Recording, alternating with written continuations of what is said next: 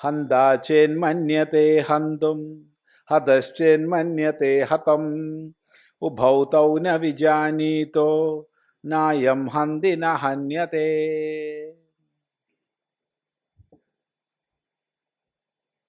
ഹന്താചേന്മന്യത്തെ ഹന്തും ഹതശ്ചേന്മന്യത്തെ ഹതം ഉഭൗ തൗ ന വിജാനീതോ നായം ഹന്തി ന ഹന്യത്തെ. ഹന്ത ചേത് ഹന്യതേ മന്യതേ ഹന്തും ഹന്തും മന്യതേ. കൊല്ലുന്നവനാണെങ്കിൽ കൊല്ലുന്നതിന് വിചാരിക്കുന്നു. ഹതഹ ചേത് കൊല്ലപ്പെട്ടവനാണെങ്കിലോ ഹതം മന്യതേ കൊല്ലപ്പെട്ടു എന്ന് വിചാരിക്കുന്നു. അയ്യോ എന്നെ കൊന്നേന്ന് പറയാം. ചത്തുപോയി കഴിഞ്ഞാൽ കൊന്നേന്ന് വിളിച്ചു പറയാൻ പറ്റുമോ? ഇല്ലല്ലോ. പിന്നെന്താ പറയണതിൻ്റെ അർത്ഥം? എന്നെ ഇതാ കൊല്ലുന്നേന്നാണ്. കൊന്നേന്നാ പറയുക, എന്നാലും കൊല്ലുന്നേന്നാണ്. അപ്പൊ കൊല്ലുന്നവൻ ഞാൻ കൊല്ലുന്നു എന്ന് വിചാരിക്കുന്നു, കൊല്ലപ്പെടുന്നവൻ ഞാൻ കൊല്ലപ്പെട്ടു എന്ന് വിചാരിക്കുന്നു.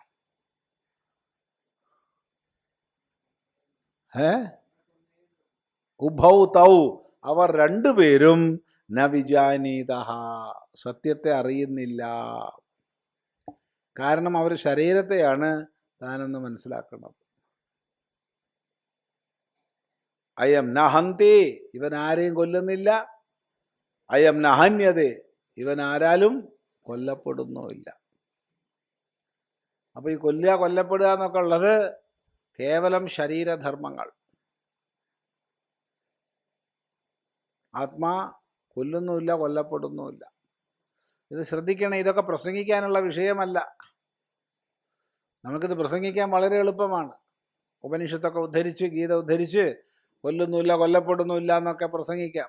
അപ്പോൾ ഒരാൾ നമ്മളെ നേർക്ക് വെട്ടുകത്തിയും കൊണ്ട് വന്നാലോ ഓടിയ വഴി കാണൂല. നിങ്ങളല്ലേ ഇപ്പോൾ ഗീത പ്രസംഗിച്ച ഗീതയല്ലേ? ഞാനതല്ല. ഗീത അങ്ങനെയൊക്കെ പറയും. എനിക്ക് എൻ്റെ തടി നോക്കാണ്ട് പറ്റൂല. അവിടെ സംശയമില്ല. ഒറ്റ മിനിറ്റ്.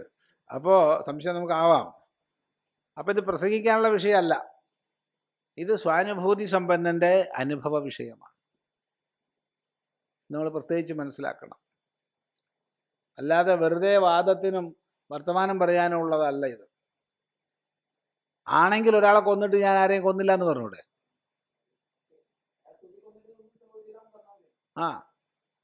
അങ്ങനെ ചെയ്യാലോ.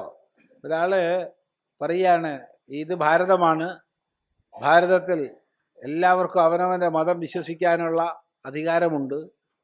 എൻ്റെ മതഗ്രന്ഥമായ ഗീതയിലും ഉപനിഷത്തിലും പറഞ്ഞിട്ടുണ്ട് എന്ത്? കൊന്നു എന്ന് വിചാരിക്കുന്നവനും കൊല്ലപ്പെട്ടു എന്ന് വിചാരിക്കുന്നവനും വിഡ്ഢിയാണ് എന്ന് പറഞ്ഞിട്ടുണ്ട്. അതുകൊണ്ട് ഞാൻ ആരെയും കൊന്നിട്ടില്ല എന്ന് പറഞ്ഞാലോ? കൊല്ലുകയും ചെയ്തിട്ട്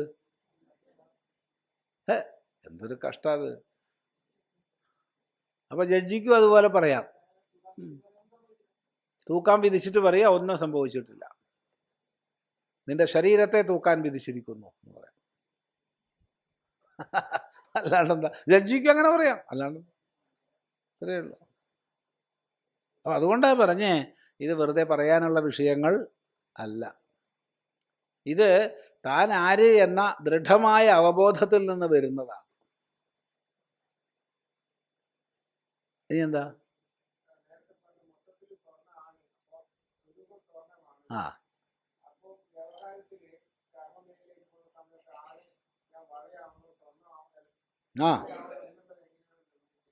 വ്യവഹാരത്തിൽ ഒക്കെ വേണം. സ്വർണ്ണാഭരണം ഉണ്ടല്ലോ. ഇപ്പോ മാല കണ്ടിട്ട് സ്വർണ്ണമാല എന്ന് തന്നെ നമ്മൾ മനസ്സിലാക്കണം. സ്വർണ്ണവളയെ സ്വർണ്ണവള എന്ന് മനസ്സിലാക്കണം. ഒരിക്കലും വള എടുത്ത് കഴുത്തിലിടാൻ നോക്കരുത്.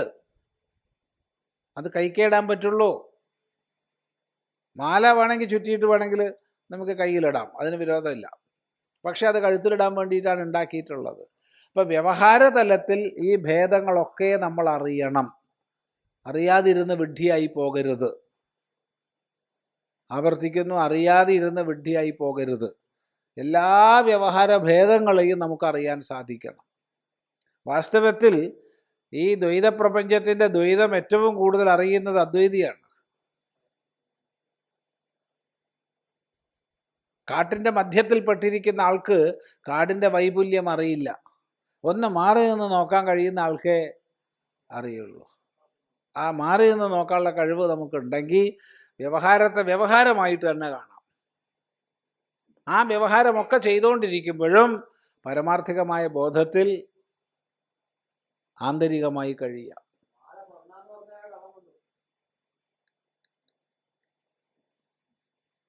ചിന്തിക്കുക, പരമാർത്ഥിക ബോധത്തിലിരിക്കാം. ഏതുവരെയും വ്യവഹാരത്തിൽ ഏത് തലം വരെയും പോവാം. ഇന്ന തലം എന്നൊന്നുമില്ല. വ്യവഹാരത്തിൽ ഇന്ന തലം വരെ പോകാൻ പാടുള്ളൂ, അങ്ങനെ വല്ല നിയമമുണ്ടോ? ഇല്ല. വ്യവഹാരത്തിൽ ഏത് തലം വരെയും പോവാം. ഏത് തലത്തിൽ കഴിയുമ്പോഴും പാരമാർത്ഥികമായി ഒരു ഭേദവും ഇല്ലാണ്ടിരിക്കും. ഇത് വെറുതെ പ്രസംഗിച്ചാൽ പോരെ, ഇത് തന്നെ നമുക്ക് പ്രസംഗിക്കാൻ പറ്റും. സാനുഭൂതി ഇല്ലാതെ അല്ലെങ്കിൽ സ്വന്തം ആ നിഷ്ഠ ഇല്ലാതെ തന്നെ നമുക്ക് പറയാൻ കഴിയും. അതുകൊണ്ട് കാര്യമില്ല. അത് വെറുതെ സംഘർഷം ഉണ്ടാക്കുന്നല്ലാതെ കൂടുതൽ സംഘർഷം ഉണ്ടാക്കും മനുഷ്യന്. അല്ലാതെ ഒരു ഗുണമില്ല. സംഘർഷം ഉണ്ടാക്കും.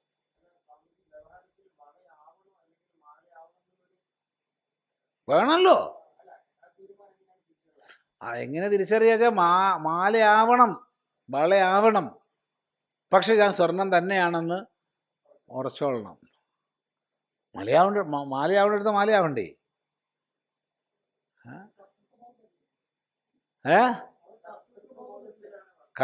അതല്ലേ അറിഞ്ഞ് സംവിധായകൻ അഭിനയിച്ച വല്ല പ്രശ്നമുണ്ടോ? സിനിമയിൽ ഒരാള് നടൻ അഭിനയിക്കുകയാണ്. നടൻ അറിയില്ല അടുത്ത രംഗം എന്താണ്. അത് സംവിധായകൻ പറഞ്ഞു കൊടുത്തിട്ട് വേണം അഭിനയിക്കാൻ. എന്നാൽ സംവിധായകൻ അഭിനയിച്ചാലോ ഒരു പ്രശ്നമില്ല. അയാൾക്കറിയാം ഇതിപ്പോഴിതാണ്, ഇനി വരാൻ പോണത്. എന്നാലും അയാൾക്ക് അസലായിട്ട് അഭിനയിക്കാൻ പറ്റും. മലയാളത്തിലാരാ? ഒരു ബാലചന്ദ്ര മേനോൻ അല്ലേ? കഥ, തിരക്കഥ, സംഭാഷണം, സംവിധാനം, അഭിനയം. അത് വരുമല്ലോ. എന്താ അയാൾ അഭിനയത്തിന് വല്ല കുഴപ്പമുണ്ടോ?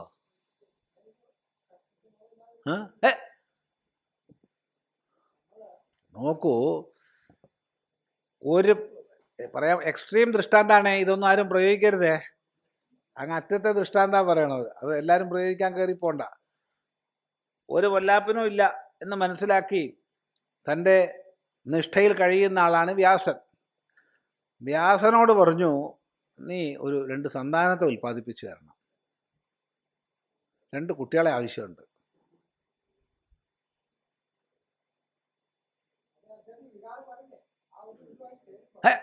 എൻ്റെ ഭഗവാനെ, അദ്ദേഹത്തിന് അറിയില്ലേ? നമുക്കറിയണോ? അദ്ദേഹം അന്നും ഇന്നും വ്യാസൻ തന്നെയായിട്ടിരുന്നു. അതാണ് ആ സംശയം തീരണം. ആ സംശയം ശാസ്ത്രബോധം കൊണ്ട് തീരും. അതല്ലാതെ വേറെ വഴിയില്ല. പക്ഷേ വ്യാസൻ വേറൊന്ന് ചിന്തിച്ചു. എന്താണ് ചിന്തിച്ച്? സ്വാഭാവികമായിട്ടും മറുഭാഗത്തുള്ള ആൾ തന്നെ പോലെയല്ല. അവർക്ക് തന്നോട് അറ്റാച്ച്മെൻ്റ് ഉണ്ടാവും. അത് നാളെ പൊല്ലാപ്പാവും. അതുകൊണ്ട് അവർക്ക് അറ്റാച്ച്മെൻ്റ് ഉണ്ടാവാതിരിക്കാനുള്ള രൂപം സ്വയം സ്വീകരിച്ചു. ഒരാൾ കണ്ണുപൂട്ടി പ്രാപിച്ചു, അന്ധനെ പ്രസവിച്ചു. ഒരാൾ അറപ്പോട് കൂടി പ്രാപിച്ചു, പാണ്ഡുവെ പ്രസവിച്ചു. ഒരാൾ ആദരപൂർവം പ്രാപിച്ചു, സർവശാസ്ത്രജ്ഞനായ വിതുരരെ പ്രസവിച്ചു. ഇത്രയേ ഉള്ളൂ. ഇതങ്ങ് അറ്റത്തെ ദൃഷ്ടാന്തമാണ്. അറ്റത്തെ ദൃഷ്ടാന്തം ഒന്നും എടുപ്പിക്കരുത്. പക്ഷേ ഈ ചോദ്യം ചോദിച്ചുകൊണ്ട് പറഞ്ഞെന്ന് മാത്രം. നോക്കൂ, ലോകത്തിൽ ഏറ്റവും അധികം നിഷ്കാമമായി സേവാപ്രവർത്തനങ്ങൾ ചെയ്തത് ലോകബാഹ്യന്മാരാണ്. സ്വയം ബ്രഹ്മനിഷ്ഠയിൽ കഴിഞ്ഞ ശങ്കരാചാര്യസ്വാമികളാണ് ഇത് മുഴുവൻ എഴുതി തന്നത്. എന്താ ആവശ്യത്തിനാ? എവിടെയെങ്കിലും സുഖമായിട്ട് ഇരുന്നാൽ പോരായിരുന്നോ? എത്ര കഷ്ടപ്പാടുണ്ടെന്ന് ആലോചിച്ച് നോക്കൂ. ഇന്നാച്ചാൽ നമുക്ക് ഇലക്ട്രിസിറ്റി ഉണ്ട്, പേപ്പറുണ്ട്, പെന്നുണ്ട്, കമ്പ്യൂട്ടറുണ്ട്. ഇനി എഴുതുക പോലും വേണ്ട, പറഞ്ഞാൽ കമ്പ്യൂട്ടർ അടിച്ചോളും. വോയിസ് ടൈപ്പിംഗ് ഉണ്ട്. ഇനി എന്തെങ്കിലുമൊക്കെ വ്യാകരണമൊക്കെ നോക്കണമെങ്കിൽ വല്ല AI ആപ്പിനെ കൊണ്ട് ഒന്ന് ഗ്രാമാറ്റിക്കൽ മിസ്റ്റേക്ക് ഒന്ന് കറക്റ്റ് ചെയ്യുമെന്ന് പറഞ്ഞാൽ മൂപ്പര് കറക്റ്റ് ചെയ്ത് തരും. ഇതുള്ള കാലം ഇന്ന്. ആ കാലം ഒന്ന് ആലോചിച്ച് നോക്കൂ. ഈ ഓലയിൽ നാരായം കൊണ്ട് ഈ ഭാഷ്യങ്ങൾ മുഴുവൻ എന്ന് പറഞ്ഞാൽ എത്രയാ പ്രസ്ഥാനത്രയ ഭാഷ എഴുതി കൂട്ടിയെ. വല്ലതും ആഗ്രഹിച്ചിട്ടാ? വല്ല വികാരവും വന്നിട്ടാ?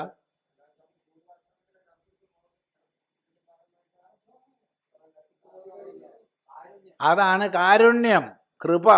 വേറൊന്നുമില്ല, വേറെ ഒന്നുമില്ല. അത് നമുക്ക് തോന്നും, അത്രയേ ഉള്ളൂ. വ്യാസനെ നോക്കിയാൽ വ്യാസന എത്രയാ എഴുതി കൂട്ടിയ ഭഗവാനെ. ചിന്തിക്കാനാവുമോ നമുക്ക്? ഈ 18 പുരാണങ്ങളും ഈ ശ്രീ മഹാഭാരതമൊക്കെ ആർക്ക് വേണ്ടിയിട്ടാ? വ്യാസന് വേണ്ടിയിട്ടാ? ഒന്ന് ആലോചിച്ച് നോക്കൂ. വേറെ ഇപ്പൊ കവിയാണിച്ചാൽ കവിക്ക് കവിത രചിക്കുമ്പോൾ ഒരു സന്തോഷമെങ്കിലും ഉണ്ടാവുന്നുണ്ട്. ഇത് അതുമില്ല. കേവലം കൃപ കൊണ്ടാണ്.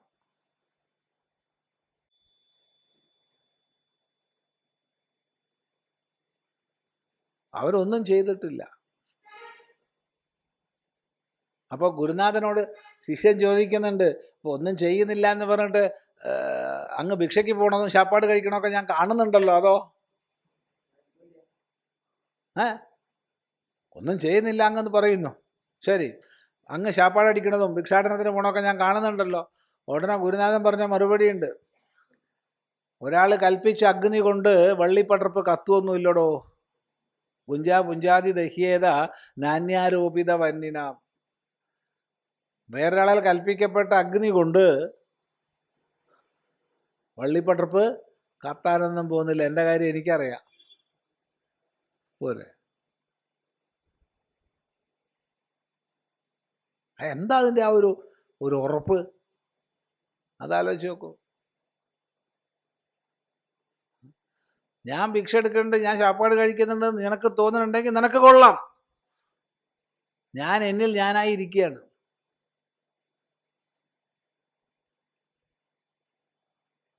അപ്പോൾ അതാണ് ഈ ചോദ്യത്തിന് മറുപടി. മാലയാവേണ്ട അടുത്ത് മാലയാവണം, വളയാവേണ്ട അടുത്ത് വളയാവണം. പക്ഷെ അറിയാം ഞാൻ സ്വർണം തന്നെയാണ്. സ്വർണബോധത്തിൽ ഉറച്ചിരിക്കുകയാണ്. ശരി. അപ്പം അതുകൊണ്ട് ഹന്താവെന്ന് വിചാരിക്കുന്നവൻ വിചാരിക്കും ഞാൻ കൊല്ലുന്നു. മറ്റവൻ വിചാരിക്കുന്നു ഞാൻ കൊല്ലപ്പെട്ടു. ഉഭൗ തൗന വിജാനീത. അവർ രണ്ടുപേരും സത്യത്തെ അറിയുന്നില്ല. എന്താ സത്യം? നായം ഹന്തി ന ഹന്യതേ. ഈ വരി അതേപടി ഭഗവാൻ എടുത്തു. ഉഭൗ തൗന വിജാനീതോ നായം ഹന്തി ന ഹന്യതേ എന്നുള്ളത് അതേപടി ഗീതയിലെടുത്തു, ഒരു പുള്ളി മാറ്റാതെ. ഏവം ഭൂതം അപി ആത്മാനം ശരീരമാത്രാത്മദൃഷ്ടി ഹന്ത ചേത് യദി മന്യതേ ചിന്തയതി ഹന്തും ഹനിഷ്യാമി ഏനം ഇതി യഹ അപി അന്യഃ ഹതഃ സഹ അപി ചേത് മന്യതേ ഹതമാത്മാനം ഹതോഹം ഇതി ഉഭൗ അപി തൗ ന വിജാനീതഃ സ്വമാത്മാനം യതഃ നായം ഹന്തി അവിക്രിയത്വാത് ആത്മനഃ തഥാ ന ഹന്യതേ ആകാശവദ് അവിക്രിയത്വാദേവ അതഃ അനാത്മാജ്ഞവിഷയഃ ഏവ ധർമാധർമാദിലക്ഷണഃ സംസാരഃ ന ബ്രഹ്മജ്ഞസ്യ ശ്രുതി പ്രാമാണ്യാത് ന്യായാച്ച ധർമാധർമാദി അനുപപത്തേഃ. ഏവം ഭൂതം അപി ആത്മാനം ശരീരമാത്രാത്മദൃഷ്ടി ഹന്ത ചേത് യദി മന്യതേ ചിന്തയതി ഹന്തും ഹനിഷ്യാമി ഏനം ഇതി യഹ അപി അന്യഃ ഹതഃ സഹ അപി ചേത് മന്യതേ ഹതം ആത്മാനം ഹതോഹം ഇതി ഉഭൗ അപി തൗ ന വിജാനീതഃ സ്വമാത്മാനം യതഃ നായം ഹന്തി അവിക്രിയത്വാദാത്മനഃ തഥാ ന ഹന്യതേ ആകാശവത് അവിക്രിയത്വാദേവ. അതഃ അനാത്മജ്ഞവിഷയഃ ഏവ ധർമാധർമാദിലക്ഷണഃ സംസാരഃ ന ബ്രഹ്മജ്ഞസ്യ ശ്രുതിപ്രാമാണ്യാത് ന്യായാത് ച ധർമാധർമാദ്യനുപപത്തേഃ. അപ്പം ഇപ്പം ഇങ്ങനെയുള്ളതായ ഏവം ഭൂതം അപി ആത്മാനം, ഇങ്ങനെയുള്ളതായ ആത്മാവിനെ ശരീരമാത്രാത്മദൃഷ്ടി, ദേഹത്തെ താനായി കാണുന്നവൻ. ദേഹത്തെ എന്ന് പറഞ്ഞാൽ ശരീരം, ഇന്ദ്രിയങ്ങൾ, മനസ്സ്, പ്രാണൻ, അങ്ങനെയുള്ളതെല്ലാം. എന്ത് വിചാരിക്കും? ചിന്തയതി ഹന്തും ഹനിഷ്യാമിയാണ്, ഇവനെ എനിക്ക് കൊല്ലണം, ഹനിഷ്യാമിയാണ്, ഇവനെ എനിക്ക് കൊല്ലണം എന്ന് ചിന്തിച്ചു. അപ്പോൾ അങ്ങനെയാണെങ്കിലോ അങ്ങനെ ചിന്തിക്കുന്നവനാവും. മറ്റൊരുത്തനോ ഹതഹ അഭി അന്യഹ, കൊല്ലപ്പെടുന്നവൻ വിചാരിക്കുകയാണ് ഹതോഹം, ഓയ്യോ ഞാൻ കൊല്ലപ്പെട്ടുല്ലോ, ഞാൻ കൊല്ലപ്പെട്ടു എന്ന് വിചാരിക്കുന്നു. സ്വപി ചേത് മന്യതേ ഹതമാത്മാന ഹതോഹം ഉഭൗ അപി തപി തൗ നൗ വിജാനീത. അവർ രണ്ടുപേരും സത്യത്തെ അറിയുന്നില്ല. സ്വമാത്മാനം, ഒരാത്മാവിനെ അറിയുന്നില്ല. യതഃ, എന്തുകൊണ്ടെന്നാൽ നായം ഹന്തി അവിക്രിയത്വാത്, അവിക്രിയമായതുകൊണ്ട് കൊല്ലുന്നില്ല. നായം ഹന്യതേ അവിക്രിയത്വാത് ഏവ. ആകാശവത് അവിക്രിയത്വാത്, ആകാശം പോലെ അവിക്രിയമായതുകൊണ്ട്. ആകാശത്തിൽ ധാരാളം മേഘപടലങ്ങൾ വന്നു. ഇപ്പം നമ്മൾ പറയും ആകാശം ഇരുണ്ടു. കുറച്ച് കഴിഞ്ഞപ്പോൾ ധാരാളം മേഘപടലങ്ങൾ വന്നു, വെള്ളി മേഘങ്ങളാ. അപ്പം നമ്മൾ പറയും ആകാശത്തിന് നല്ല വെണ്മ. ഇത് രണ്ടും ആകാശത്തിൻ്റെ ധർമ്മമാണോ? അല്ല. അത് കഴിഞ്ഞതൊക്കെ അടിച്ചു മാറിപ്പോയി. അപ്പോഴോ നമ്മൾ പറയും ആകാശം നല്ല നീല. ശരിയാണോ? ആകാശത്തിന് നീല കളറുണ്ടോ? ആര് പറഞ്ഞു? ഇല്ല. അപ്പോഴോ ആദ്യം പറഞ്ഞു ഇരുണ്ടത്, പിന്നെ പറഞ്ഞു വെണ്മ, പിന്നെ പറഞ്ഞു നീല. അപ്പം നമ്മളാൽ കൽപ്പിക്കപ്പെടുന്നു, അത്രയേ ഉള്ളൂ. ആകാശം ആകാശമാണ്, അത്രയേ ഉള്ളൂ. അതഃ അനാത്മജ്ഞ വിഷയേവ ധർമാധർമാദിലക്ഷണ സംസാരഃ. അതുകൊണ്ട് ധർമാധർമാദിലക്ഷണമായ സംസാരം അജ്ഞാനിയുടെ വിഷയമാണ്. അജ്ഞാനിയെ സംബന്ധിച്ച് ധർമ്മമുണ്ട്, അധർമ്മമുണ്ട്. അധർമ്മം ചെയ്യരുത്, ധർമ്മം പ്രവർത്തിക്കണം. ധർമ്മത്തിനനുസരിച്ച് ജീവിക്കണം, അധർമ്മം ഉപേക്ഷിക്കണം. നല്ലത് ചെയ്യണം, ചീത്ത ചെയ്യരുത്.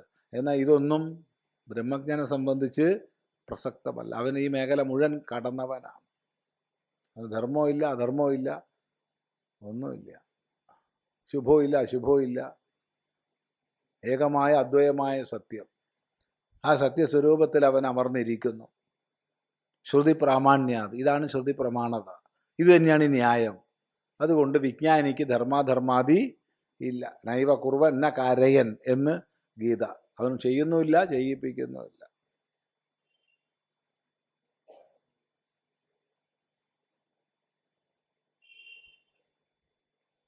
ഇതാണ് പരമാർത്ഥം.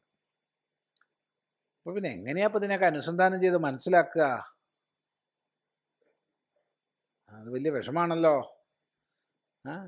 കഥം പുനഃ ആത്മാനം ജാനാതി, കഥം പുനഃ ആത്മാനം ജാനാതി ഇത് ഉച്യതേ. എങ്ങനെയപ്പോൾ ഇങ്ങനെയൊക്കെയുള്ള ആത്മാവിനെ എങ്ങനെയപ്പോൾ മനസ്സിലാക്കുക?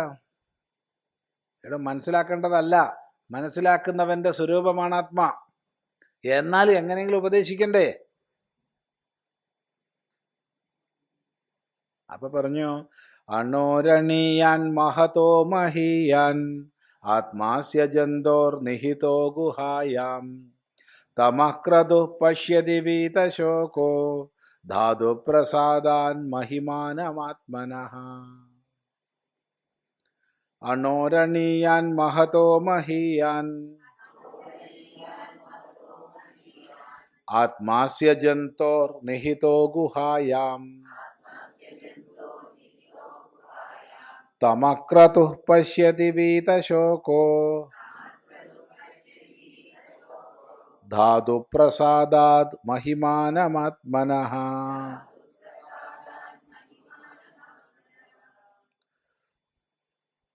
അണോഹോ അണിയാൻ, അണുവിൽ വെച്ച് സൂക്ഷ്മമായതിൽ വെച്ച് സൂക്ഷ്മതരമായത്.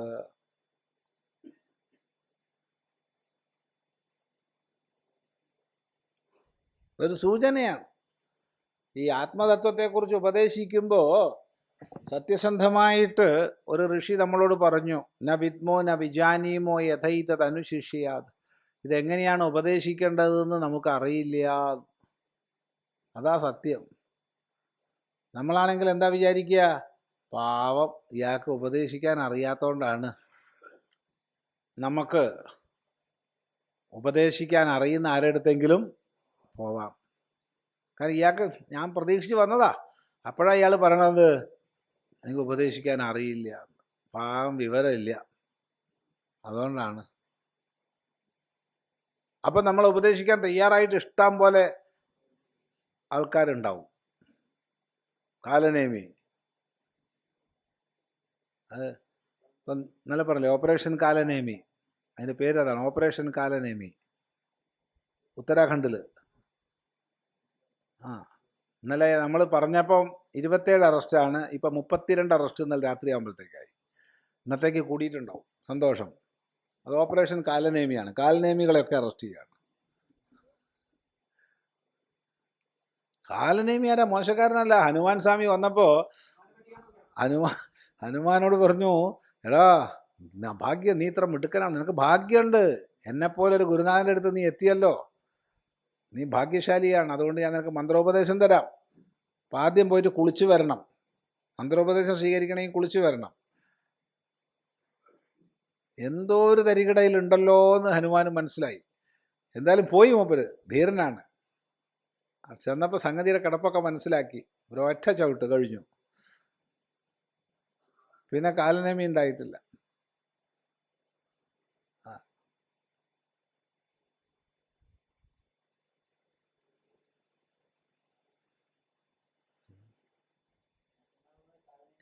അപ്പം അവിടെ ഒരു ചോദ്യം വരുന്നുണ്ട്.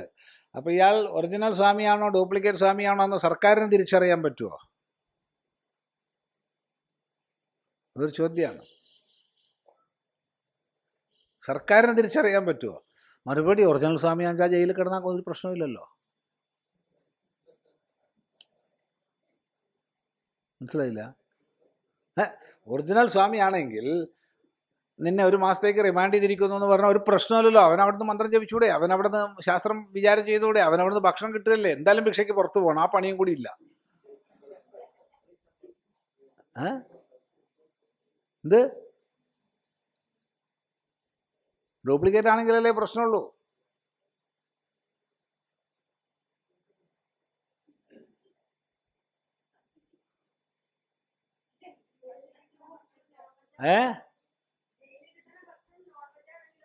അല്ല, അതൊക്കെ അത് കിട്ടും.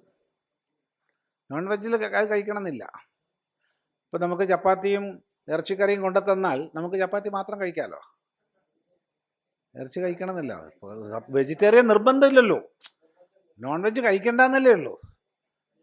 എനിക്ക് ഇന്നതൊക്കെ വേണമെന്ന് നിർബന്ധമില്ലല്ലോ, ഉണ്ടോ? ഇല്ല. മാത്രമല്ല ജയിലിൽ വെജിറ്റേറിയൻ ഉണ്ട്, കിട്ടും, അത് കുഴപ്പമില്ല, പേടിക്കണ്ട. അതെ. അപ്പോൾ അവിടെ ധാരാളം കറികൾ അല്ലെങ്കിൽ ഉപ്പേരി എന്തെങ്കിലുമൊക്കെ ഉണ്ടാവും, അത് കഴിച്ചാൽ മതി, അത് പ്രശ്നമല്ല. ഇനി എല്ലാ സംസ്ഥാനങ്ങളിലും അത് വരണമെന്നാണ് പറയണത്. ഉത്തരാഖണ്ഡിലാണ് ആദ്യം വരേണ്ടത്, അവിടെ വന്നു. ഇനി തമിഴ്നാട്ടിൽ വരണമെന്നാണ് എൻ്റെ അഭിപ്രായം.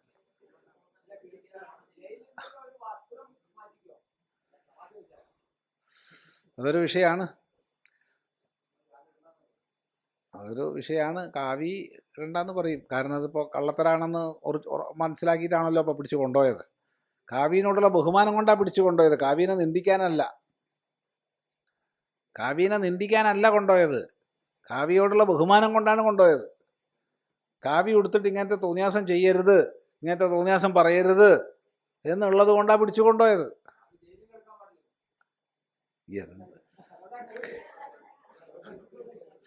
ഒരു വിഷയമാണ്. അതും വെറുതെ ഒരാളെ പിടിച്ചു കൊണ്ടുപോകുന്നില്ല, അതിന് വ്യക്തമായ കേസിനാസ്പദമായ സാഹചര്യങ്ങൾ വേണം. പക്ഷെ ദുരുപയോഗം ചെയ്യാൻ പറ്റും. അത് ഏത് നിയമവും ആർക്കും ദുരുപയോഗം ചെയ്യാം.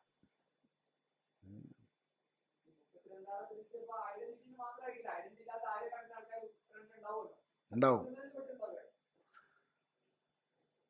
ഉത്തരാഖണ്ഡിൽ ലക്ഷക്കണക്കിന് സാധുക്കളുണ്ട്, 10,000 അല്ല.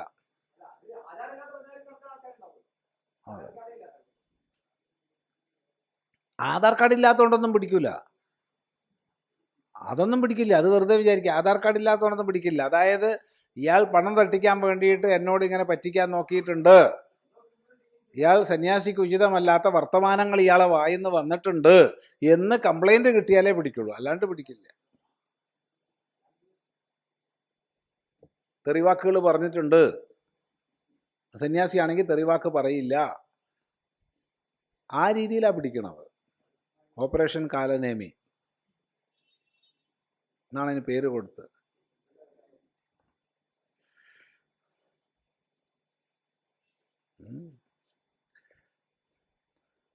അപ്പോ സത്യം അതാണ്, അത് വാക്കുകൊണ്ട് പറയാൻ വയ്യ.